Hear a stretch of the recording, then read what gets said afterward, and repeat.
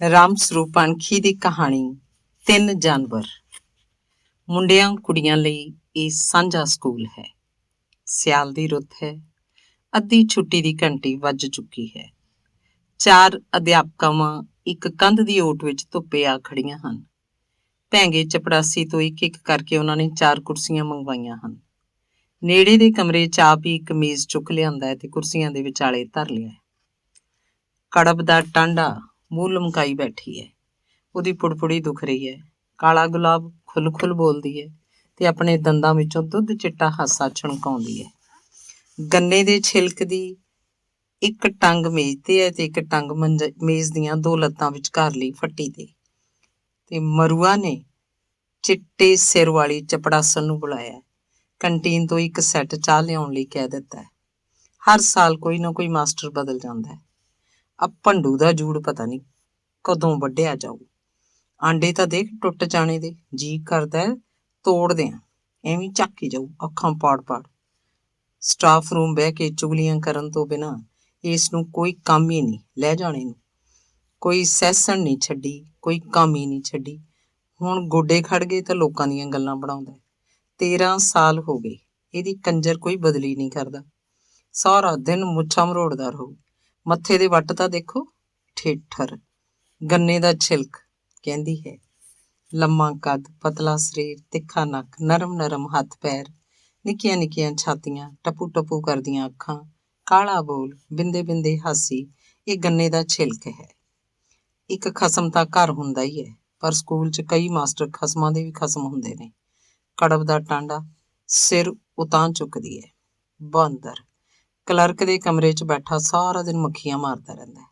ਕਿਸੇ ਜਮਾਤ 'ਚ ਬੈਠਾ ਹੋਵੇ ਤਾਂ ਕੀ ਇਹ ਪੜ੍ਹਾਉਂਦਾ, ਉੱਥੇ ਬੈਠਾ ਵੀ ਕਾਗਜ਼ਾਂ ਤੇ ਲਕੀਰਾਂ ਜਿਹੀਆਂ ਕੱਢਦਾ ਰਹਿੰਦਾ।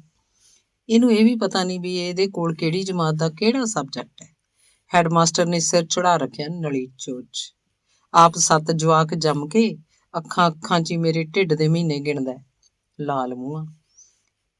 ਹੈਡਮਾਸਟਰ ਦੇ ਕਮਰੇ 'ਚ ਕੋਈ ਲੇਡੀ ਟੀਚਰ ਜਾਵੇ ਤਾਂ ਬਿੜਕਾਂ ਲੈਂਦਾ ਫਿਰੂ। ਕੋਈ ਮਾਸਟਰ ਕਿਸੇ ਮਾਸਟਰਨੀ ਨਾਲ ਕਦੇ ਗੱਲ ਕਰਦਾ ਹੋਵੇ, ਉੱਚੀ ਬੋਲੂ। ਰੱਬ ਇਹਨੂੰ ਤੀਵੀਂ ਦੀ ਜੂਨ 'ਚ ਪਾ ਦਿੰਦਾ, ਫੇਰ ਪਤਾ ਲੱਗਦਾ ਢਹਿ ਜਾਣੇ ਨੂੰ ਬਈ ਆਦਮੀਆਂ ਨਾਲ ਬੋਲੇ ਬਿਨਾਂ ਸਰਦਾ ਨਹੀਂ। ਕੜਬ ਦਾ ਟਾਂਡਾ ਕਹਿੰਦੀ ਹੈ। ਬੋਲ ਪਾਟੇ ਬਾਂਸ ਵਾਂਗ ਖੜਕਦਾ, ਸਿਰ 'ਚ ਕੋਈ ਚਿੱਟਾ ਵਾਲ, ਗੱਲਾਂ ਤੇ ਛਾਈਆਂ, ਅੱਖਾਂ 'ਚ ਲੱਪ ਸੁਰਮਾ, ਝੁਰੜੀਆਂ ਭਰੇ ਹੱਥ, ਪੀਲੇ ਦੰਦ, ਇਹ ਕੜਬ ਦਾ ਟਾਂਡਾ ਹੈ। ਚਾਹ ਆ ਗਈ ਹੈ। ਕਾਲਾ ਗੁਲਾਬ ਕੁਰਸੀ ਵਿੱਚੋਂ ਬੁੜਕਦੀ ਹੈ। ਦੋਵੇਂ ਹੱਥਾਂ ਨਾਲ ਬੋਝ ਕੇ ਕੇਤਲੀ ਫੜਦੀ ਹੈ। ਇੱਕ ਕਰਕੇ ਚਾਹ ਪਿਆਲੀਆਂ ਭਰ ਦਿੰਦੀ ਹੈ। ਪਹਿਲੀ ਪਿਆਲੀ ਕੜਬ ਦੇ ਟਾਂਡੇ ਨੂੰ ਦਿੰਦੀ ਹੈ। ਕਹਿੰਦੀ ਹੈ, ਗੁੱਸੇ 'ਚ ਨਾ ਆਇਆ ਕਰ, ਜਵਾਕ ਦਾ ਨੱਕ ਮੂੰਹ ਵਿੰਗਾ ਹੋ ਜੂ। ਚੌਹਾਂ ਦੇ ਹੱਥਾਂ 'ਚ ਪਿਆਲੀਆਂ ਹਨ। ਕੋਈ ਘੁੱਟੋ ਭਰਦੀਆਂ ਹਨ, ਕੋਈ ਗੱਲ ਉਹ ਕਰਦੀਆਂ ਹਨ। ਨਿੱਕੀਆਂ ਘੁੱਟਾਂ, ਨਿੱਕੀਆਂ ਗੱਲਾਂ, ਧੁੱਪ 'ਚ ਕੋਈ ਸਵਾਦ ਘੁਲ ਗਿਆ। ਸੰਜਮ ਵੀਰ ਜੀ ਅੱਜ ਦੇਖੇ ਨਹੀਂ, ਛੁੱਟੀ ਤੇ ਨੇ? ਕਾਲਾ ਗੁਲਾਬ ਮਰੂਆ ਤੋਂ ਪੁੱਛਦੀ ਹੈ। ਅਧਿਆਪਕਾਂ ਦੀ ਕਿਤੇ ਕੋਈ ਮੀਟਿੰਗ ਹੋਵੇ, ਪੈਰ ਜੁੱਤੀ ਨਹੀਂ ਪਾਉਂਦੇ ਤੇਰੇ ਸੰਜਮ ਜੀ। ਸੁਣਿਆ ਚੰਡੀਗੜ੍ਹ ਗਏ ਨੇ ਡੈਪੂਟੇਸ਼ਨ ਲੈ ਕੇ ਵਿੱਦਿਆ ਮੰਤਰੀ ਨੂੰ ਮਿਲਣ। ਮਰੂਆ ਅੱਖਾਂ 'ਚ ਚਾਨਣ ਭਰ ਲੈਂਦੀ ਹੈ ਤੇ ਕਾਲਾ ਗੁਲਾਬ ਵੱਲ ਦੇਖ ਕੇ ਦੰਦਾਂ ਵਿੱਚ ਹੇਠਲਾ ਬੁੱਲ ਟੁੱਕਦੀ ਹੈ। ਸੰਜਮ ਜੀ ਦਾ ਸੁਭਾਅ ਦੇਖ ਕਿੰਨਾ ਚੰਗਾ ਹੈ। ਗੱਲ ਕਰਨਗੇ ਬੋਝ, ਇੱਕ ਲਫ਼ਜ਼ ਵੀ ਜਿਵੇਂ ਵਾਧੂ ਨਹੀਂ ਹੁੰਦਾ। ਕਾਲਾ ਗੁਲਾਬ ਕਹਿੰਦੀ ਹੈ ਤੇ ਫਿਰ ਕਾਹਲੀ ਨਾਲ ਚਾਹ ਦੀ ਘੁੱਟ ਅੰਦਰ ਲੰਘਾ ਕੇ ਸਾਰੀਆਂ ਦਾ ਧਿਆਨ ਆਪਣੇ ਵੱਲ ਖਿੱਚਦੀ ਹੈ। ਕਿਰਲਾ ਗੱਲ ਕਰਦਾ ਦੇਖਿਆ, ਜਿਵੇਂ ਚੰਬਲ ਬੋਲਦਾ ਹੁੰਦਾ, ਜਿਵੇਂ ਕੁਛ ਹੁੰਦਾ ਹੀ ਨਹੀਂ। ਸੁੱਕੇ ਡੋਲੇ, ਬੁੱਛੜ ਦੀਆਂ ਬਾਹਾਂ ਤਾਂ ਚਾੜੀ ਜਾਓ। ਪੁੱਛਣ ਵਾਲਾ ਹੋਵੇ, ਮੋਢਿਆਂ ਤੋਂ ਉੱਤੇ ਕਿੱਥੇ ਲੈ ਕੇ ਜਾਏਗਾ ਮਾਵਾਂ ਨੂੰ? ਸਾਬਤੀਆਂ ਬਾਹਾਂ ਵਾਲਾ ਕਮੀਜ਼ ਕਦੇ ਦੇਖਿਆ ਪਹਿਲਵਾਨ ਦੇ? ਲੋਕ ਕੋਟ ਵੀ ਪਾਉਣ ਲੱਗ ਪਏ ਨੇ, ਸਵੈਟਰ ਹੀ ਨਹੀਂ ਸ਼ੁਰੂ ਕੀਤਾ ਅਜੇ। ਸਿਰ ਦੇ ਵਾਲ ਦੇਖੇ ਨੇ, ਸਿਰ ਦੇ ਤੱਕਲੇ, ਦਾੜੀ, ਕਦੇ ਡਰਾਈਵਰ ਕੱਟ, ਕਦੇ ਮੌਲਵੀ ਕੱਟ, ਕਦੇ ਸਫਾ ਚੱਟ। ਸਕੂਲ 'ਚ ਤਾਂ ਕੰਬਾ ਜਿਹਾ ਛਿੜਿਆ ਰਹਿੰਦਾ। ਕਿਸੇ ਮਾਸਟਰ ਨਾਲ ਗੱਲ ਕਰੀਦੀ ਹੈ ਤਾਂ ਅੱਗਾ ਪਿੱਛਾ ਦੇਖ ਕੇ। ਕਿਰਲਾ, ਭੂੰਡ, ਬਾਂਦਰ, ਪਤਾ ਨਹੀਂ ਕਦੋਂ ਕਿਸੇ ਦੀ ਕੀ ਗੱਲ ਬਣਾ ਦੇ। ਸੰਜਮ ਜੀ ਜਦੋਂ ਕਦੇ ਵੱਡੇ ਭਰਾ ਕੋਲ ਘਰ ਆਉਂਦਾ ਹੈ ਤਾਂ ਉਹਨਾਂ ਨਾਲ ਗੱਲਾਂ ਕਰਕੇ ਜਾਣੀ ਦੀ ਮਨ ਹੌਲਾ ਹੋ ਜਾਂਦਾ ਹੈ। ਸਕੂਲ ਵਿੱਚ ਤਾਂ ਉਹੀ ਸੰਜਮ ਜੀ ਹੁੰਦਾ ਹੈ, ਪਰ ਗੱਲ ਕਰਨ ਤੋਂ ਡਰ ਲੱਗਦਾ। ਬਾਈ ਗॉड, ਮਧਰਾ ਕੱਦ, ਰੰਗ ਮੁਸ਼ਕੀ, ਅੱਖਾਂ ਗੋਲ, ਗੱਲ ਕਰਦੀ ਅੱਖਾਂ ਝਮਕਦੀ ਹੈ ਤਾਂ ਜਿਵੇਂ ਲੋਗੜੀ ਦੇ ਫੁੱਲਾਂ ਦੀ ਬਾਰਿਸ਼ ਹੁੰਦੀ ਹੋਵੇ। ਜ਼ਬਾਨ 'ਚ ਮਿਸਰੀ ਘੁਲੀ ਹੋਈ, ਸਿਰ ਦੇ ਵਾਲ ਬਹੁਤ ਲੰਮੇ, ਇਹ ਕਾਲਾ ਗੁਲਾਬ ਹੈ। ਕੇਤਲੀ ਖਾਲੀ ਹੋ ਗਈ ਹੈ, ਪਿਆਲੀਆਂ ਮੇਜ਼ ਤੇ ਪਈਆਂ ਹਨ। ਮਰੂਆ ਚਿੱਟੇ ਸਿਰ ਵਾਲੀ ਚਪੜਾਸਣ ਨੂੰ ਹਾਕ ਮਾਰਦੀ ਹੈ। ਚਪੜਾਸਣ ਕੇਤਲੀ ਤੇ ਪਿਆਲੀਆਂ ਚੁੱਕ ਕੇ ਲੈ ਜਾਂਦੀ ਹੈ। ਗੰਨੇ ਦੇ ਛਿਲਕ ਦੀਆਂ ਦੋਵੇਂ ਟੰਗਾਂ ਮੇਜ਼ ਦੇ ਉੱਤੇ ਆ ਟਿਕਦੀਆਂ ਹਨ। ਬੈਠਣ ਦਾ ਤਰੀਕਾ ਦੇਖ ਲਓ ਛਮਕੋ ਦਾ, ਮਰੂਆ ਬੁੱਲਾਂ ਤੇ ਜੀਭ ਫਿਰ ਕੇ ਕਹਿੰਦੀ ਹੈ। ਕੱਦ ਸੂਤ ਸਿਰ, ਗੱਦਰ ਸਰੀਰ, ਰੰਗ ਬਦਾਮੀ, ਚਿਹਰਾ ਗੋਲ, ਅੱਖਾਂ ਮੋਟੀਆਂ ਮੋਟੀਆਂ ਤੇ ਸਾਊ, ਸਬਰ ਭਰੀ ਗੱਲਬਾਤ, ਸੁਭਾਅ 'ਚ ਕੋਈ ਮੜਕ ਨਹੀਂ। ਇਹ ਮਰੂਆ ਹੈ। ਨੀ ਭੂੰਡ, ਅੱਜ ਤਾਂ ਬੜੀ ਛੇਤੀ ਮੁੜ ਆਇਆ ਘਰੋਂ, ਕੜਬ ਦਾ ਟਾਂਡਾ ਕਹਿੰਦੀ ਹੈ। ਨੀ ਦੇਖ ਕਿਵੇਂ ਝਾਕਦਾ ਇੱਧਰ ਆਪਣੇ ਕੰਨੀ। ਉਧਰ ਕਿਰਲੇ ਨੂੰ ਦੇਖ ਲੈ, ਬੁਛੜ ਦੀਆਂ ਬਾਹਾਂ ਪਾੜ ਕੇ ਛੱਡੂ ਜਾਨੀ ਵਾਕਰ। ਗੰਨੇ ਦਾ ਛਿਲਕ ਤਾੜੀ ਮਾਰਦੀ ਹੈ, ਦੂਜੀਆਂ ਉੱਚੀ ਉੱਚੀ ਹੱਸਦੀਆਂ ਹਨ। ਅੱਧੀ ਛੁੱਟੀ ਬੰਦ ਹੋਣ ਦੀ ਘੰਟੀ ਖੜਕ ਗਈ ਹੈ। ਮੁੰਡੇ ਕੁੜੀਆਂ ਦਾ ਚੀਂਗ ਚੰਗਿਆੜਾ ਮੱਧਮ ਪੈ ਗਿਆ। ਚਾਰੇ ਅਧਿਆਪਕਾਂ ਕੁਰਸੀਆਂ ਉੱਤੇ ਉੱਠਦੀਆਂ ਹਨ, ਉਬਾਸੀਆਂ ਲੈਂਦੀਆਂ ਹਨ, ਅੰਗੜਾਈਆਂ ਭੰਨਦੀਆਂ ਹਨ। ਆਪਣੀਆਂ ਆਪਣੀਆਂ ਜਮਾਤਾਂ ਵੱਲ ਉਹਨਾਂ ਦੇ ਕਦਮ ਉੱਠਦੇ ਹਨ। ਧੰਨਵਾਦ। ਰਾਮ ਸਰੂਪ ਅਣਖੀ ਦੀ ਕਹਾਣੀ ਨਹੀਂ। ਸਵੇਰ ਦੀਆਂ ਧੁੱਪਾਂ ਬਨੇਰਿਆਂ ਤੋਂ ਥੱਲੇ ਕੰਧਾਂ ਉੱਤੇ ਵਿਛਣ ਲੱਗੀਆਂ। ਘਰ ਦੇ ਵਿਹੜੇ 'ਚ ਵੇਦੀ ਲਿਸ਼ਕੀ ਸੰਵਰੀ ਤਿਆਰ ਦਿਸਦੀ ਸੀ। ਆਲੇ ਦੁਆਲੇ ਦਰੀਆਂ ਚਾਦਰਾਂ ਵਿਛੀਆਂ ਹੋਈਆਂ ਸਨ। ਚਾਹ ਪੀ ਕੇ ਬਰਾਤੀ ਫੇਰਿਆਂ ਉੱਤੇ ਬੈਠ ਗਏ। ਵਿਆਹੁਲੇ ਮੁੰਡੇ ਨੂੰ ਗਦੈਲਾ ਵਿਛੇ ਪਟੜੇ ਉੱਤੇ ਬਿਠਾ ਕੇ ਤੇ ਲੜਕੀ ਦੇ ਬਾਪ ਦੀ ਥਾਂ ਉਹਦੇ ਨਾਨੇ ਨੂੰ ਕੋਲ ਬੁਲਾ ਕੇ ਪੰਡਤ 9 ਗ੍ਰਹਿਆਂ ਦੀ ਪੂਜਾ ਕਰਾਉਣ ਲੱਗਿਆ। ਲੜਕੀ ਦਾ ਪਿਤਾ ਇਸ ਸੰਸਾਰ ਉੱਤੇ ਨਹੀਂ ਸੀ। ਨਾਨੇ ਵੱਲੋਂ ਵਰ ਪੂਜਨ ਤੇ ਫਿਰ ਲੜਕੇ ਵੱਲੋਂ ਜਦ ਮਦਪਾਨ ਹੋਣ ਲੱਗਿਆ, ਲੜਕੀ ਦੀ ਮਾਂ ਨੂੰ ਮੂੰਹ ਤਿੱਖੀ ਆਵਾਜ਼ ਬਾਹਰ ਤੱਕ ਸੁਣਾਈ ਦਿੱਤੀ। ਕੀ ਹੋਇਆ ਤੈਨੂੰ? ਵੇਦੀ ਕੋਲੋਂ ਉੱਠ ਕੇ ਘਰ ਦੇ 2 ਬੰਦੇ ਅੰਦਰ ਗਏ। ਆਸ਼ਾ ਨੇ ਸੁਹਾਗ ਦੇ ਕੱਪੜੇ ਤਾਂ ਸਾਰੇ ਪਹਿਨ ਰੱਖੇ ਸਨ। ਫੇਰਿਆਂ ਲਈ ਉਹ ਤਿਆਰ ਤਾਂ ਪੂਰੀ ਸੀ, ਪਰ ਲੱਗਦਾ ਸੀ ਜਿਵੇਂ ਡਰੀ ਡਰੀ ਜੀ ਹੋਵੇ। ਚਿਹਰਾ ਕੁਮਲਾਇਆ ਹੋਇਆ ਦੋਵਾਂ ਬੰਦਿਆਂ ਦੇ ਕੁਝ ਵੀ ਪੱਲੇ ਨਾ ਪਿਆ। ਮਾਂ ਦੰਦ ਪੀ ਰਹੀ ਸੀ, ਉਹਦੀਆਂ ਅੱਖਾਂ 'ਚ ਅੱਗ ਸੀ। ਉਹ ਫੇਰ ਕੜਕੀ, ਉੱਠੇਂਗੀ ਕਿ? ਆਸ਼ਾ ਦੇ ਚਿਹਰੇ ਉੱਤੇ ਇੱਕ ਤਰਲਾ ਹੋਰ ਆਇਆ। ਉਹਨੇ ਮਾਂ ਵੱਲ ਵੇਖਿਆ ਤੇ ਅੱਖਾਂ ਰਾਹੀਂ ਉਹ ਤੋਂ ਕੁਝ ਪੁੱਛਣਾ ਚਾਹਿਆ। ਮਾਂ ਨੇ ਆਪਣੇ ਬੋਲਾਂ 'ਚ ਪੂਰੀ ਹਲੀਮੀ ਭਰ ਲਈ। ਆਸ਼ਾ ਦਾ ਮੱਥਾ ਚੁੰਮ ਲਿਆ, ਕਿਹਾ, ਉੱਠ ਮੇਰੀ ਰਾਣੀ ਧੀ, ਸੱਦੀ ਜਾਂਦੇ ਨੇ ਬਾਹਰ। ਇੱਕ ਆਦਮੀ ਬਾਹਰੋਂ ਹੋਰ ਆਇਆ ਤਾਂ ਨੇੜੇ ਖੜੀਆਂ ਕੁੜੀਆਂ ਨੇ ਆਸ਼ਾ ਨੂੰ ਬਾਹੋਂ ਫੜ ਕੇ ਹੌਲੀ ਹੌਲੀ ਖੜੀ ਕਰ ਲਿਆ। ਕੁੜੀ ਵੀ ਚੁੱਪ ਕੀਤੀਆਂ ਜਿਹੀਆਂ ਸਨ, ਹੈਰਾਨ ਸਨ। ਹੇਮਚੰਦ ਦੇ ਸੱਜੇ ਹੱਥ ਨੂੰ ਬਿਠਾ ਦਿੱਤਾ ਗਿਆ। ਪੰਡਤ ਨੇ ਆਸ਼ਾ ਵੱਲੋਂ ਗੌਰ ਪੂਜਨ ਸ਼ੁਰੂ ਕੀਤਾ ਤੇ ਫਿਰ ਲੜਕੇ ਤੇ ਲੜਕੀ ਦੇ ਹੱਥ ਪੀਲੇ ਕਰਨ ਤੋਂ ਬਾਅਦ ਉਹਨਾਂ ਦਾ ਗ੍ਰੰਥੀ ਬੰਧਨ ਕੀਤਾ ਗਿਆ ਤੇ ਫਿਰ ਹਵਨ ਹੋਣ ਲੱਗਿਆ। ਅਗਨੀ ਉੱਤੋਂ ਦੀ 3 ਫੇਰੇ ਲਏ ਗਏ। ਲੜਕੀ ਅੱਗੇ, ਲੜਕਾ ਪਿੱਛੇ। ਚੌਥੇ ਫੇਰੇ ਨੂੰ ਲੜਕਾ ਅੱਗੇ, ਲੜਕੀ ਪਿੱਛੇ। ਚੌਥਾ ਫੇਰਾ ਤਾਂ ਅਜੇ ਸ਼ੁਰੂ ਹੀ ਹੋਇਆ ਸੀ ਕਿ ਆਸ਼ਾ ਧੈਂ ਦੇ ਕੇ ਪਟੜੇ ਉੱਤੇ ਡਿੱਗ ਪਈ। ਬੁੜੀਆਂ ਫੇਰੇ ਦਿਵਾਉਣ ਵਾਲੇ ਇੱਕ ਬੰਦੇ ਨੂੰ ਹਾਲ ਹਾਲ ਕਰਨ ਲੱਗੀਆਂ। ਉਸੇ ਨੇ ਆਸ਼ਾ ਨੂੰ ਸੰਭਾਲਿਆ ਹੋਇਆ ਸੀ। ਕਹਿ ਰਹੀਆਂ ਸਨ, ਵੇ ਭਾਈ ਤੂੰ ਸਹਾਰਾ ਦੇ ਕੇ ਰੱਖਣਾ ਸੀ ਕੁੜੀ ਨੂੰ। ਇੱਕ ਹੋਰ ਬੋਲੀ, ਵੇ ਸੰਤੂ ਕਾਣਿਆ, ਤੈਨੂੰ ਦਿਸਿਆ ਨਾ? ਸੰਤੂ ਦਾ ਜਵਾਬ ਕਿਸੇ ਨੇ ਨਹੀਂ ਸੁਣਿਆ। ਕਿਸੇ ਹੋਰ ਨੇ ਫਟਾਫਟ ਆਸ਼ਾ ਨੂੰ ਬਾਹੋਂ ਫੜ ਕੇ ਖੜਾ ਕੀਤਾ, ਪਰ ਉਹ ਤਾਂ ਫੇਰ ਲੁੜਕ ਗਈ, ਥਾਂ ਦੀ ਥਾਂ ਢੇਰੀ ਹੋ ਗਈ। ਮਾਂ ਨੇ ਆ ਕੇ ਉਹਦਾ ਮੂੰਹ ਨੰਗਾ ਕੀਤਾ। ਉਹਦੀ ਤਾਂ ਦੰਦ ਬੀੜ ਜੁੜੀ ਪਈ ਸੀ। ਸੰਤੂ ਨੇ ਉਹਨੂੰ ਗੋਦੀ ਚੱਕਿਆ, ਅਗਨੀ ਉੱਤੋਂ ਦੀ ਮੁੰਡੇ ਦੇ ਮਗਰ ਮਗਰ ਗੇੜਾ ਦਵਾ ਦਿੱਤਾ ਤੇ ਫਿਰ ਉਵੇਂ ਹੀ ਸੰਤੂ ਉਹਨੂੰ ਗੋਦੀ ਚੁੱਕ ਕੇ ਅੰਦਰ ਕਮਰੇ 'ਚ ਲੈ ਗਿਆ। ਸਪਤਪਦੀ ਦਾ ਉਚਾਰਨ ਪੰਡਤ ਨੇ ਆਸ਼ਾ ਦੀ ਗੈਰ ਹਾਜ਼ਰੀ 'ਚ ਕਰ ਦਿੱਤਾ ਤੇ ਗੋਦਾਨ ਵੀ। ਮੰਗਲੀਕਰਨ ਹੋਇਆ ਹੀ ਨਹੀਂ। ਬਰਾਤ ਵਾਲੇ ਹੈਰਾਨ ਸਨ। ਹੇਮਚੰਦ ਪੂਰੀ ਚਿੰਤਾ 'ਚ ਸੀ। ਸੰਤੂ ਵੇਦੀ ਕੋਲ ਆਇਆ ਤੇ ਸਹਿਜ ਸੁਭਾਅ ਜਿਹਾ ਦੱਸਣ ਲੱਗਿਆ, ਹੁਣ ਠੀਕ ਹੈ। ਤੇ ਫਿਰ ਉਹਨੇ ਪੰਡਤ ਨੂੰ ਪੁੱਛਿਆ, ਫੇਰ ਲੈ ਕੇ ਆਈਏ ਲੜਕੀ ਨੂੰ? ਨਹੀਂ ਨਹੀਂ, ਬਸ ਵਿਆਹ ਪੱਧਤੀ ਅਨੁਸਾਰ ਤਾਂ ਸਭ ਹੋ ਗਿਆ। ਹੁਣ ਆਪਣੀ ਸਿਕਸ਼ਾ ਵਿਕਸ਼ਾ ਦਾ ਕਰਨ ਕੁੜੀਆਂ ਜੋ ਕਰਨਾ। ਹੋ ਹਰੀਓਮ, ਪੰਡਤ ਨੇ ਡਕਾਰ ਮਾਰਿਆ। ਵੇਦੀ ਕੋਲ ਬੈਠੀਆਂ ਰਿਸ਼ਤੇਦਾਰ ਬੁੜੀਆਂ ਕਹਿ ਰਹੀਆਂ ਸੀ, ਵਿਚਾਰੀ ਦੇ ਪਿਓ ਨੇ ਨਾ ਕਿੱਦਣ ਦੀ ਰੋਈ ਜਾਂਦੀ ਹੈ। ਤਾਂ ਕੋਈ ਕਹਿ ਰਹੀ ਸੀ, ਮਾਂ ਦਾ ਹੌਲ ਵੱਡਾ ਹੈ, ਇਹਨੂੰ ਤਾਂ ਅਖੇ ਇਕੱਲੀ ਰਹਿ ਜੂਗੀ। ਕਿਸੇ ਹੋਰ ਨੇ ਕਿਹਾ, ਕੋਈ ਭਾਈ ਭਰਾ ਹੁੰਦਾ ਤਾਂ ਵੀ ਸੀ। ਇੱਕ ਹੋਰ ਕਹਿੰਦੀ, ਆ ਨਗਰ ਖੇੜਾ ਛੱਡਣਾ ਕਿਤੇ ਸੌਖਾ ਹੈ, ਦੰਦਲਾਂ ਨਾ ਪੈਣ ਤਾਂ ਹੋਰ ਕੀ ਹੋਵੇ। ਲੈ ਭੈਣੇ, ਸੁਖੀ ਸਾਂਦੀ ਆਪਣੇ ਘਰ ਜਾਵੇ, ਵਸੇ ਰਸੇ, ਮਾਂ ਦੇ ਦਿਨ ਵੀ ਨਿਕਲ ਜਾਣਗੇ ਕਿਵੇਂ ਨਾ ਕਿਵੇਂ। ਇੱਕ ਸਿਆਣੀ ਬੁੜੀ ਨੇ ਆਖਰੀ ਗੱਲ ਆਖੀ। ਬਰਾਤ ਵਿੱਚੋਂ ਇੱਕ ਕੋਈ ਕੋਲ ਖੜੀ ਕੁੜੀ ਵੱਲ ਦੇ ਕਿਸੇ ਰਿਸ਼ਤੇਦਾਰ ਨੂੰ ਪੁੱਛ ਰਿਹਾ ਸੀ, ਪਹਿਲਾਂ ਵੀ ਦੌਰਾ ਪੈ ਜਾਂਦਾ ਕੁੜੀ ਨੂੰ? ਨਾ ਨਾ, ਸੁਣਿਆ ਹੀ ਨਹੀਂ ਸੀ ਕਦੇ, ਇਹ ਤਾਂ ਹੁਣ। ਹਾਂ, ਹੋ ਜਾਂਦਾ ਹੈ ਕਦੇ, ਬਰਾਤੀ ਨੇ ਆਪ ਹੀ ਜਵਾਬ ਲੈ ਲਿਆ। ਹੇਮਚੰਦ ਨੂੰ ਪਟੜੇ ਤੋਂ ਉਠਾ ਕੇ ਮੁੜ ਉੱਥੇ ਬਿਠਾਤਾ ਗਿਆ। ਲਾਊਡ ਸਪੀਕਰ ਤੇ ਕੁੜੀ ਨੇ ਸਿੱਖਿਆ ਪੜ੍ਹੀ। ਫਿਰ ਬਰਾਤੀਆਂ ਵੱਲੋਂ ਸਾਈ ਉੱਤੇ ਲਿਆਂਦਾ ਇੱਕ ਸ਼ੌਕੀਨ ਜਿਹਾ ਮੁੰਡਾ ਤੂੰਬੀ ਲੈ ਕੇ ਸਿਹਰਾ ਪੜਨ ਲੱਗਿਆ। ਢੋਲਕ ਦੀ ਥਾਪ ਨੇ ਰੰਗ ਬੰਨ੍ਹ ਦਿੱਤਾ। ਸਾਰੇ ਬਰਾਤੀ ਕੁੜੀ ਨਾਲ ਰਿਸ਼ਤੇਦਾਰ ਦੇ ਵਿਹੜੇ 'ਚ ਫਿਰਦੇ ਤੁਰਦੇ, ਬਾਕੀ ਸਭ ਖੁਸ਼ ਸੀ। ਸਿਹਰਾ ਗਾਉਣ ਵਾਲੇ ਮੁੰਡੇ ਨੂੰ 2-2, 5-5, 10-10 ਦੇ ਨੋਟ ਲਗਾਤਾਰ ਦਿੱਤੇ ਜਾ ਰਹੇ ਸਨ। ਇਹ ਤਾਂ ਕਿਸੇ ਨੂੰ ਯਾਦ ਚੇਤੇ ਵੀ ਨਹੀਂ ਰਹਿ ਗਿਆ ਹੋਏਗਾ ਕਿ ਵਿਆਹਲੀ ਕੁੜੀ ਨੂੰ ਦੌਰਾ ਪਿਆ ਸੀ। ਆਸ਼ਾ 4 ਸਾਲਾਂ ਦੀ ਹੋਏਗੀ ਜਦੋਂ ਉਹਦਾ ਬਾਪ ਮਰ ਗਿਆ। ਉਹ ਰੇਲਵੇ 'ਚ ਬੁਕਿੰਗ ਕਲਰਕ ਸੀ ਤੇ ਪਿਛਲੇ 15 ਸਾਲਾਂ ਤੋਂ ਉਸ ਸ਼ਹਿਰ ਵਿੱਚ ਟਿਕਿਆ ਹੋਇਆ ਸੀ। ਰੇਲਵੇ ਕੁਆਟਰਾਂ 'ਚ ਰਹਿੰਦਾ ਉਹਨੂੰ ਸਾਰੀ ਮੰਡੀ ਜਾਣਦੀ ਸੀ। ਮੰਡੀ ਦੇ ਦੁਕਾਨਦਾਰਾਂ, ਸਰਕਾਰੀ ਮੁਲਾਜ਼ਮਾਂ ਤੇ ਸ਼ਹਿਰ ਦੇ ਆਮ ਲੋਕਾਂ ਦਾ ਕਿਸੇ ਨਾ ਕਿਸੇ ਤਰ੍ਹਾਂ ਉਹਦੇ ਨਾਲ ਵਾਹ ਰਹਿੰਦਾ ਹੀ। ਸਵੇਰ ਦੀਆਂ ਗੱਡੀਆਂ ਭੁਗਤਾ ਕੇ ਉਹ ਹੱਥ ਵਿੱਚ 2 ਥੈਲੇ ਫੜਦਾ ਤੇ ਮੰਡੀ 'ਚ ਨਿਕਲ ਜਾਂਦਾ। ਕਿਤੋਂ ਕੁਝ ਘਰ ਵਾਸਤੇ ਨਿੱਕ ਸੁੱਕ ਤੇ ਦੋਵੇਂ ਥੈਲੇ ਭਰੀ ਉਹ ਕੁਆਟਰ 'ਚ ਪਹੁੰਚਦਾ। ਸਾਰੀ ਮੰਡੀ 'ਚ ਗੇੜਾ ਦਿੰਦਾ। ਹਰ ਦੁਕਾਨਦਾਰ ਨਾਲ ਉਹਦਾ ਹਾਸਾ ਮਖੌਲ ਚੱਲਦਾ ਰਹਿੰਦਾ। ਹਰ ਕੋਈ ਉਹਦੇ ਕੋਲੋਂ ਖੁਸ਼ ਹੁੰਦਾ। ਕੁਆਟਰ ਵਿੱਚ ਆ ਕੇ ਉਹ ਦਾਤਨ ਕੁਰਲਾ ਕਰਦਾ, ਚਾਹ ਪੀਂਦਾ, ਫਿਰ ਨਹਾ ਧੋ ਕੇ ਨਵੇਂ ਕੱਪੜੇ ਪਾ ਲੈਂਦਾ।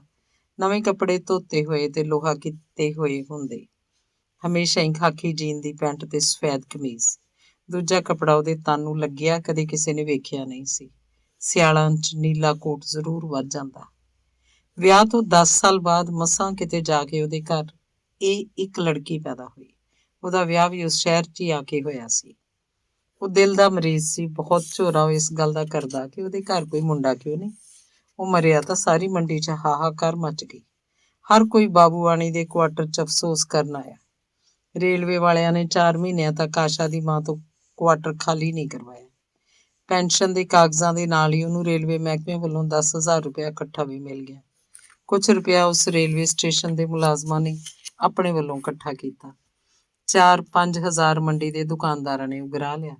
ਨਵੀਂ ਬਸਤੀ 'ਚ ਆਸ਼ਾ ਦੀ ਮਾਂ ਨੇ ਇੱਕ ਛੋਟਾ ਜਿਹਾ ਪਲਾਟ ਲੈ ਕੇ ਕਮਰੇ ਛਤਾ ਲਏ। ਸਿਲਾਈ ਮਸ਼ੀਨ ਦਾ ਕੰਮ ਉਹ ਜਾਣਦੀ ਸੀ। ਆਂਢ ਗੁਆਂਢ 'ਚੋਂ ਕੱਪੜੇ ਆਉਣ ਲੱਗ ਪਏ। 100 ਰੁਪਇਆ ਮਹੀਨਾ ਉਹਦੀ ਪੈਨਸ਼ਨ ਆ ਜਾਂਦੀ। ਉਹ ਵਾਹਵਾ ਰੋਟੀ ਖਾਣ ਲੱਗੀ ਤੇ ਰੱਬ ਦਾ ਸ਼ੁਕਰ ਗੁਜ਼ਾਰਿਆ। ਅਗਲੇ ਸਾਲ ਹੀ ਉਹਨੇ ਆਸ਼ਾ ਨੂੰ ਸਕੂਲ ਭੇਜ ਦਿੱਤਾ। ਪ੍ਰਾਇਮਰੀ ਸਕੂਲ ਉਸ ਬਸਤੀ 'ਚ ਨਵਾਂ ਖੁੱਲ੍ਹ ਗਿਆ ਸੀ। 5 ਜਮਾਤਾਂ ਕਰਕੇ ਉਹ ਸ਼ਹਿਰ ਦੇ ਗਰਲ ਹਾਈ ਸਕੂਲ ਵਿੱਚ ਜਾਣ ਲੱਗੀ। ਮਾਂ ਚਾਹੁੰਦੀ ਸੀ ਕਿ ਆਸ਼ਾ 10 ਜਮਾਤਾਂ ਪਾਸ ਕਰ ਲਵੇ ਤਾਂ ਉਹ ਕੋਈ ਚੰਗਾ ਮੁੰਡਾ ਲੱਭ ਕੇ ਉਹਨੂੰ ਘਰੋਂ ਤੋਰ ਦੇਵੇ। ਘਰ ਦਾ ਖਰਚ ਤਾਂ ਉਹ ਪੈਨਸ਼ਨ ਨਾਲ ਹੀ ਤੋਰ ਰਹੀ ਸੀ। ਮਸ਼ੀਨ ਦੀ ਕਮਾਈ ਬੈਂਕ 'ਚ ਜਮ੍ਹਾਂ ਕਰਾਉਂਦੀ ਰਹਿੰਦੀ ਤੇ ਜਾਂ ਫਿਰ ਆਸ਼ਾ ਲਈ ਕੋਈ ਚੀਜ਼ ਖਰੀਦ ਲੈਂਦੀ ਜੋ ਉਹਨੂੰ ਦਾਜ 'ਚ ਦਿੱਤੀ ਜਾ ਸਕੇ। 10ਵੀਂ ਪਾਸ ਕਰਨ ਤੱਕ ਉਹਦੀ ਮਾਂ ਨੇ ਉਹਦੇ ਵਿਆਹ ਲਈ ਖਾਸਾ ਕੁਝ ਬਣਾ ਲਿਆ ਸੀ। ਉਹ ਤਾਂ ਕਹਿੰਦੀ ਸੀ ਚਾਹੇ ਅੱਜ ਉਹਨੂੰ ਕੋਈ ਮੁੰਡਾ ਲੱਭ ਪਵੇ ਤਾਂ ਉਹ ਆਸ਼ਾ ਨੂੰ ਘਰੋਂ ਤੁਰਦੀ ਕਰੇ। ਉਹਨੇ ਆਪਣੇ ਭਰਾਵਾਂ ਨੂੰ ਕਈ ਵਾਰ ਆਖਿਆ ਕਿ ਉਹ ਆਸ਼ਾ ਲਈ ਕੋਈ ਮੁੰਡਾ ਲੱਭਣ। ਭਰਾ ਬਹੁਤ ਕੋਸ਼ਿਸ਼ 'ਚ ਸਨ ਪਰ ਕਿਧਰੋਂ ਵੀ ਕੋਈ ਗੱਲ ਨਹੀਂ ਸੀ ਤੁਰ ਸਕੀ। ਰੇਲਵੇ ਸਟੇਸ਼ਨ ਦੇ ਪੁਰਾਣੇ ਮੁਲਾਜ਼ਮਾਂ ਕੋਲ ਜਾ ਕੇ ਗੱਲ ਕਰਦੀ। ਉਹਦੇ ਪਤੀ ਦੇ ਕੁਲੀਗ ਉਹਦੇ ਨਾਲ ਹਮਦਰਦੀ ਦੀਆਂ ਗੱਲਾਂ ਤਾਂ ਬਹੁਤ ਕਰਦੇ। ਮੁੰਡਿਆਂ ਦੇ ਨਾਂ ਗਿਣਾ ਦਿੰਦੇ ਪਰ ਕਰਦਾ ਕਰਾਉਂਦਾ ਕੋਈ ਕਿਧਰੇ ਕੁਝ ਵੀ ਨਹੀਂ ਸੀ। ਆਸ਼ਾ ਦੀ ਮਾਂ ਦਾ ਜੀ ਕਰਦਾ ਕਿ ਉਹਨੂੰ ਕੋਈ ਅਜਿਹਾ ਮੁੰਡਾ ਮਿਲੇ ਜੋ ਇਕੱਲਾ ਹੋਵੇ, ਜਿਹਦੇ ਮਾਂ-ਬਾਪ ਹੋਣ ਹੀ ਨਾ, ਉਹ ਉਹਨੂੰ ਆਪਣਾ ਘਰ ਜਵਾਈ ਬਣਾ ਕੇ ਰੱਖ ਲਵੇ। ਉਹਦੇ ਘਰ ਨੂੰ ਸਾਰੇ ਰੰਗ ਭਾਗ ਲੱਗ ਜਾਣ, ਉਹਨੂੰ ਉਹਦਾ ਰੰਡੇਪਾ ਭੁੱਲ ਜਾਵੇ। ਮੁੰਡਾ ਲੱਭਦਾ ਨਾ ਵੇਖ ਕੇ ਆਸ਼ਾ ਨੇ ਖੁਦ ਹੀ ਮਾਂ ਨੂੰ ਸਲਾਹ ਦਿੱਤੀ ਕਿ ਉਹ ਕਾਲਜ 'ਚ ਕਿਉਂ ਨਾ ਦਾਖਲ ਹੋ ਜਾਏ। ਵਿਹਲੀ ਘਰ ਬੈਠ ਕੇ ਕੀ ਕਰੇਗੀ? ਮਾਂ ਕਹਿੰਦੀ ਤੇਰੀਆਂ ਕਾਪੀਆਂ ਕਿਤਾਬਾਂ ਤੇ ਫੀਸਾਂ ਦਾ ਖਰਚ ਕੌਣ ਭਰੂ ਧੀਏ? ਉਹ ਕਹਿਣ ਲੱਗੀ ਅੱਜ ਤੋਂ ਮੰਮੀ ਮੈਂ ਤੁਹਾਡੇ ਨਾਲ ਮਸ਼ੀਨ ਤੇ ਬੈਠਿਆ ਕਰੂੰ। ਇੰਨੀਆਂ ਮੇਰੀਆਂ ਸਹੇਲੀਆਂ ਨੇ, ਸਾਰੀਆਂ ਦੇ ਘਰੀ ਜਾ ਕੇ ਕੱਪੜੇ ਲਿਆਇਆ ਕਰੂੰ। ਮੇਰੀ ਪੜ੍ਹਾਈ ਤੇ ਕਿੰਨਾ ਕੁ ਖਰਚ ਹੋਣਾ ਹੈ ਆਪਣਾ। ਉਸ ਸ਼ਹਿਰ 'ਚ ਇੱਕੋ ਇੱਕ ਸਰਕਾਰੀ ਕਾਲਜ ਸੀ ਜਿਸ 'ਚ ਮੁੰਡੇ ਕੁੜੀਆਂ ਇਕੱਠੇ ਪੜ੍ਹਦੇ ਸੀ। ਆਸ਼ਾ BA ਦੇ ਦੂਜੇ ਭਾਗ 'ਚ ਸੀ ਜਦੋਂ ਉਹਨਾਂ ਦੇ ਘਰ ਉਹਦੇ ਨਾਲ ਇੱਕ ਮੁੰਡਾ ਆਉਣ ਲੱਗ ਪਿਆ। ਬੜਾ ਸਾਊ, ਬੜਾ ਹੀ ਪਿਆਰਾ। ਆਸ਼ਾ ਦੀ ਮਾਂ ਉਹਨੂੰ ਬਹੁਤ ਮੋਹ ਕਰਦੀ। ਉਹਨੂੰ ਲੱਗਦਾ ਜਿਵੇਂ ਉਹ ਆਪਣਾ ਹੀ ਕੋਈ ਪੁੱਤ ਹੋਵੇ। ਉਹ ਸ਼ਰਮਾਕਲ ਬੜਾ ਸੀ। ਆਂਢ ਗੁਆਂਢ ਦੇ ਲੋਕ ਸਮਝਦੇ ਜਿਵੇਂ ਉਹਨਾਂ ਦੇ ਘਰ ਆਸ਼ਾ ਦੇ ਨਾਲ ਆਉਂਦਾ ਮੁੰਡਾ ਉਹਨਾਂ ਦਾ ਕੋਈ ਰਿਸ਼ਤੇਦਾਰ ਹੋਵੇ। ਕਾਲਜ ਦੇ ਮੁੰਡੇ ਕੁੜੀਆਂ ਵੀ ਇਹੀ ਸੋਚਦੇ।